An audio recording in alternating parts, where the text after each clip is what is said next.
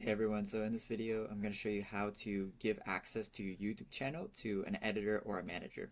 So it's really easy. All you have to do is go to youtube.com, log into your account that you want to give access to, click on your icon, go to YouTube Studio, then you go to settings at the bottom left, and you're going to go to permissions. Over here, you go to invite, and then you type in the email address of the person you want to invite. So I'll just do this real quick. You type in the email here, you give access. So be really careful what access you give, because typically you go with editor because you want them to be able to post videos or edit content.